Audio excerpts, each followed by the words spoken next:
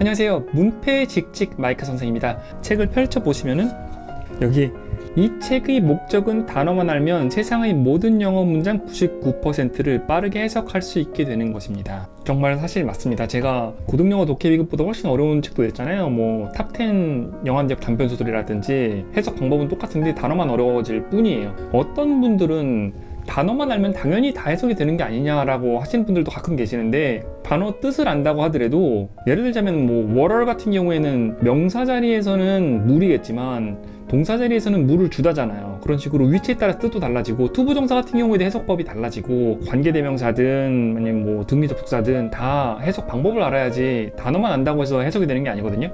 영어가 그 하나의 그물망이라 그러면은, 문법이 뭐 이렇게 가로줄이라 그러면은 어휘가 세로줄이잖아요. 가로줄, 세로줄이 전부 다 있어야지 영어를 완벽하게 알고 있다라고 말할 수 있는 거죠. 제가 분석식 문법은 그렇게 좋아하진 않고, 문장을 분석하는 걸 가지고 어떻게 하면 영어 회화나 독해에 적용을 할 것인가에 대해서 저는 책을 집필을 하는데, 앞전에 뭐 제 문법 패턴 책 같은 경우에는 영어 회화에 적용하는 책이라면, 중학영어 독해비급이나 이 고등영어 독해비급은 독해에 적용하는 거거든요. 직독직해에 적용하는 그런 영어 문법을 배울 거예요. 서론은 이만 정도로 하고 일단 책으로 넘어가가지고 설명을 해볼게요.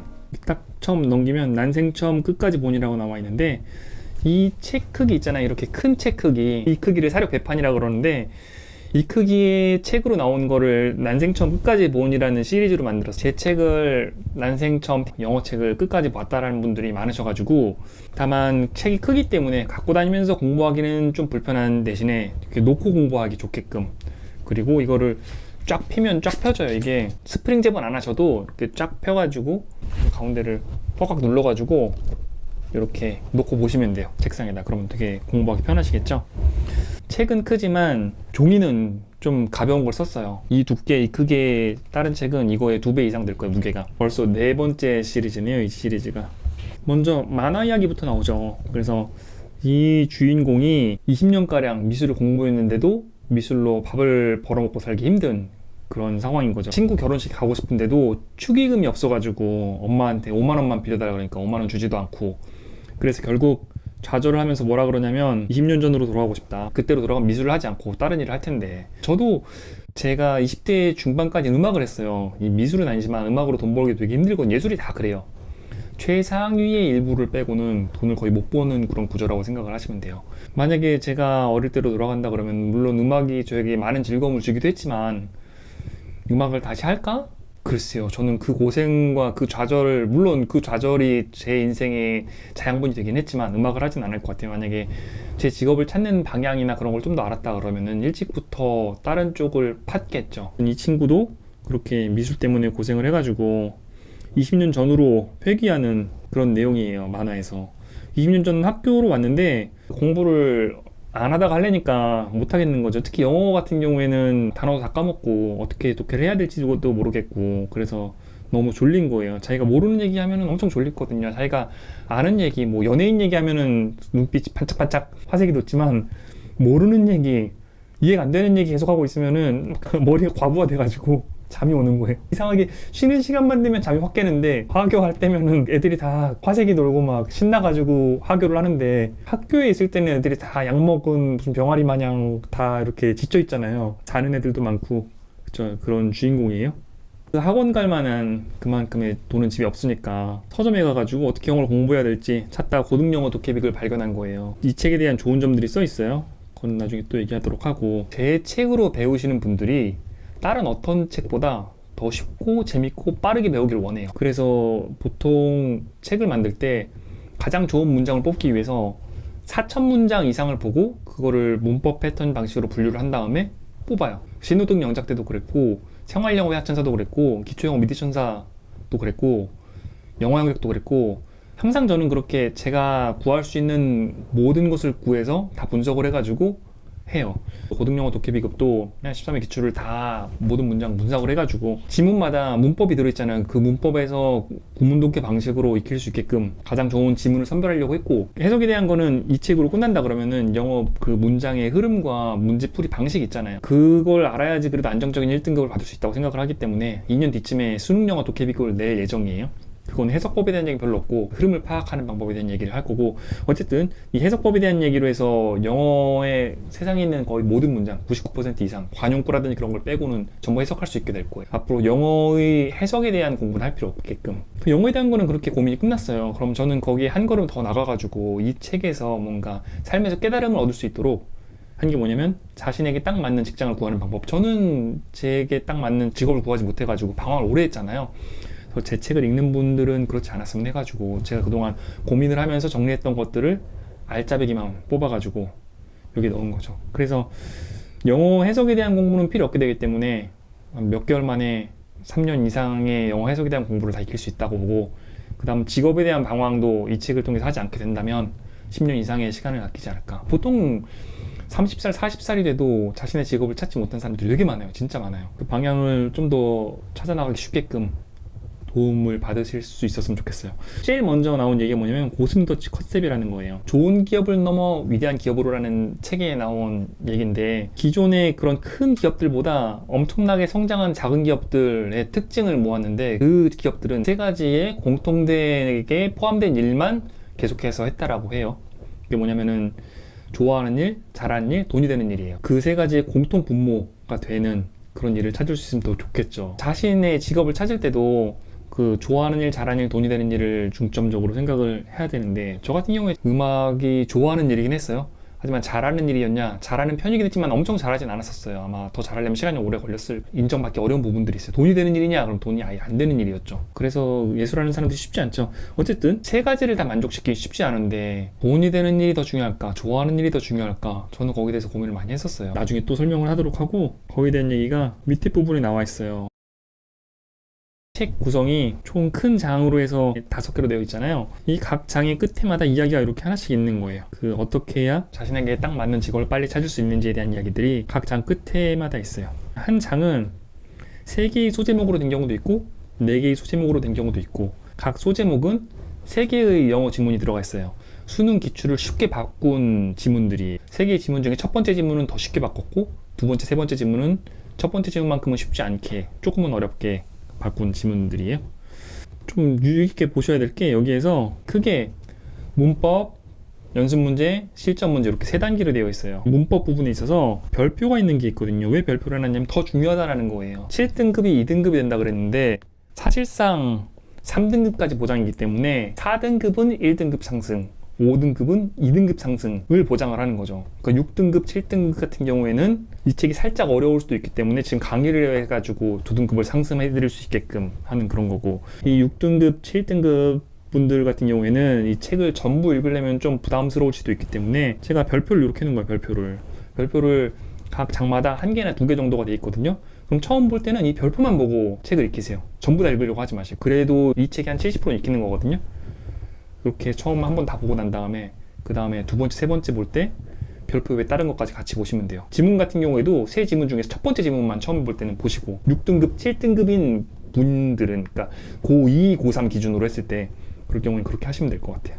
QR코드가 있어가지고 이 QR코드 게시판으로 들어가시면 강의가 올라올 거예요. 일단은 지금 강의를 다 찍지 않았으니까 앞부분부터 차근차근 올라올 예정입니다. 어휘 QR코드로 들어가시면은 원어민이 단어를 전체를 다 읽어줘요. 단어를 읽을 수 있어야지 그게 암기가 되잖아요. 영어 회화에도 나중에 도움이 될 거고, 발음 기호가 다 적혀있긴 하지만 그조차도 어렵다, 좀 더 정확한 발음을 알고 싶다 그러신 분들은 QR코드를 틀어놓고 한 2번, 3번 읽어보시면 될 거예요. 그래서 자신이 모르는 단어만 이렇게 표시하고 넘어가면 돼요. 처음부터 암기하려고 생각하지 마시고 자신이 모르는 단어만 표시하고 넘어가시면 돼요. 연습 문제 이 문장들 있잖아요. 이 문장들은 지문에 나온 문장들을 그대로 넣거나 아니면 쉽게 바꾼 문장들이에요. 그러니까 어휘를 반복해서 볼 수 있겠죠. 문장도 반복해서 볼 수 있고, 문법도 마찬가지. 문법에 있는 문장들도 모두 지문에 있는 어휘들을 사용해서 만든 문장이거나 아니면 그 문장을 그대로 갖고 온 문장들이에요. 어휘나 문장을 반복해서 볼 수 있게끔 되어 있기 때문에 한 번을 봐도 여러 번 보는 효과가 날 수 있는 거죠.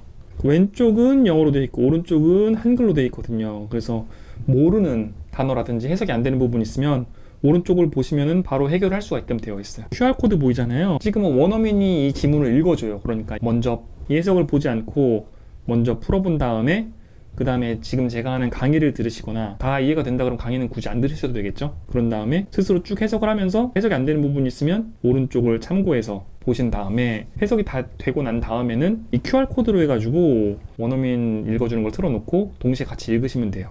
같이 읽으면은 해석 속도도 빨라지거든요. 많이 읽는 게 좋아요. 리스닝에도 도움이 되고.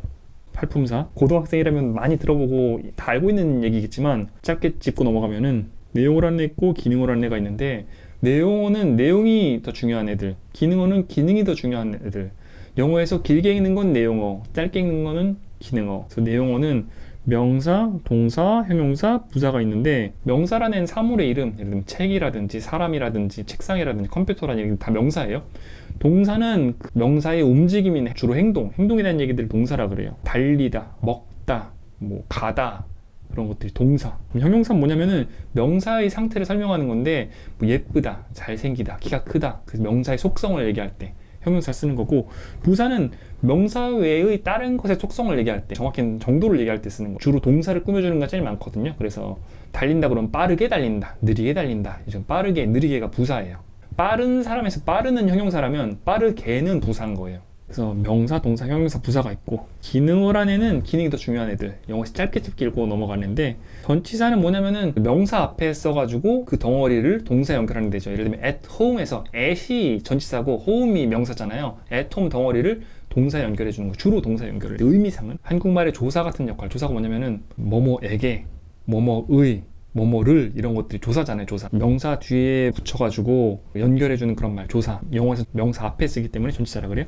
그럼 접속사는 뭐냐면은 절을 연결해주는 말이에요. 절의 앞에다 써가지고, 예를 들면 because라든지 when이라든지 뭐뭐 하기 때문에, 그런 거 있잖아요. 뭐뭐 할 때. 여기 보면 종속 접속사, 등위 접속사, 관계대명사 이렇게 나와 있는데, 그건 나중에 다시 설명하도록 하고. 그래서 대명사는 뭐냐? 명사 대신 쓰는 말. 영어에서는 대명사를 정말 많이 쓰거든요. 저는 마이크잖아요. 마이크 대신에 I 쓰는 거죠. 대명사 당연히 다 알고 계시겠죠. 여기 있는 애들 다 아셔야 돼요. 한정사는 뭐냐면은, 영어는 그림을 그리는 언어인데 명사를 대략적으로나마 알 수 있게 해주는 거예요. 명사가 가리키는 게 뭔지. 가장 많이 쓰는 거는 어랑 더, 이런 게 있죠. 한 개일 땐 서로 알고 있는 걸 가리킬 땐 더, 여러 개일 때는 s를 쓰죠. s를 붙이죠. 이건 한정 기능을 하기 때문에 한정사라고 얘기해주고 싶어요. 문법 책마다 팔품사를 정의하는 게 조금씩 달라가지고, 어떤 책은 한정사가 없는 경우도 있어요. 대신에 뭐 감탄사나 조동사나 이런 게 들어갈 수 있죠. 감탄사는 사실 그 내용어 쪽으로 저는 넣고 싶고, 조동사는 기능어 쪽으로 넣고 싶어요. 짧게나마 설명을 해드린 게 왜 그러냐면, 가끔 책에 이런 문법 용어들이 나오거든요. 제가 어려운 문법 용어는 간행을 안 썼어요. 용어라고 따로 되어 있는 건 뭐냐면은, I like you에서 like를 중심으로 봤을 때 I는 like의 앞에 있다 그러고 you는 like의 뒤에 있다라고 얘기할 거예요. 단어는 뭐냐면은 알파벳끼리 붙어있는 애들 덩어리를 얘기해요. 예를 들면 man이 있으면은 어도 하나의 단어고 man도 하나의 단어로 해서 두 개의 단어가 있는 거죠. 이 두 개의 단어를 하나로 뭐라 그러냐면 구라 그래요. 두 개의 단어 이상이 어떤 역할을 할 때 그걸 구라 그래요. 얘는 명사 역할을 하기 때문에 명사 구죠. 절은 뭐냐면은 본동사가 있는 걸 절이라 그러거든요. 구라 그러면 단어들 여러 개가 있는 거잖아요. 그 구들 중에 본동사가 하나가 있다라 그러면 걔를 하나의 절이라 그래요. I like you에서 like가 본동사잖아요. 누가 한다, 뭐 소리 한다로 쓴 거잖아요. like를. 그렇기 때문에 하나의 절인 거죠. I like you가. 그다음 주절이랑 종속절이 있는데, 주절은 뭐냐면 주댓말, 뭐 접속사가 붙어있지 않는 절을 주절이라 그래요. 접속사가 붙어있는 절을 종속절이라 그러고. I saw him, 나는 봤다 그를, 그러면은 이게 주절인 거고, 그다음 when I studied English에서 내가 영어를 공부했을 때 이 절이 종속절인 거예요. 영어에서는 종속절만 존재할 수는 없거든요. 그래서 I saw him이라는 거에 when I studied English가 포함이 되어 있는 거예요. P는 page를 뜻하고 쪽을 얘기하는 거죠. 동사에 ed가 붙은 경우에 동사의 과거인 경우도 있고 과거 분사인 경우도 있잖아요. 이걸 일컬어서 그냥 동사 ed라고 적어놓고, 얘가 동사 역할을 할 경우에는 과거, 형용사 역할을 할 때는 과거 분사. 동사 ing는 뭐냐면 현재 분사나 동명사를 얘기하는 거예요. 동사 ing가 형용사 역할을 할 때는 현재 분사, 명사 역할을 할 때는 동명사. 괄호랑 대괄호가 있는데, 괄호는 부연 설명, 그러니까 어떤 것에 대한 그 자세한 이야기를 괄호에 넣은 거고, 그 대괄호는 삽입한 거예요. 영어 문장에서 중간에 어떤 삽입한 거 있잖아요. I at home eat rice. 그러면은 I랑 eat 사이에 at home이 삽입이 되어 있는 거잖아요. 그런 경우에 대괄호를 했어요. 대괄호를 해가지고 얘가 삽입됐다라는 거를 알려준 거죠. 영어에서는 이런 경우가 되게 많거든요. 삽입되는 경우가 영어로 해석을 어렵게 만들어요. 그래서 따로 대괄호로 해가지고 이렇게 표시를 한 거예요.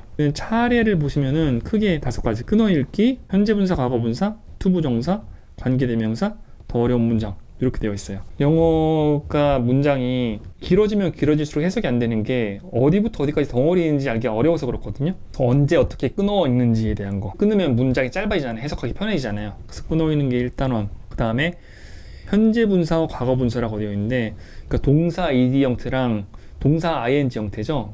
준동사라고 그러는데 이게 해석이 좀 어려울 수 있어가지고 거기에 대한 현재 분사 얘기랑 과거 분사 얘기 여기 있고, 그 다음에 투부정사. 투부정사는 to의 동사 원형이 붙은 거죠. 이것도 위치에 따라 뜻이 달라지는데 언제 어떻게 해석을 하는지 여기까지 해가지고 준동사가 여기 세 개로 되는 거고, 여기에 분사구문 그런 거 다 포함이 되어 있는 거죠. 그 다음에 뭐냐면 관계대명사 what, who, which 이런 거 있잖아요. that 그런 좀 어려워하시잖아요.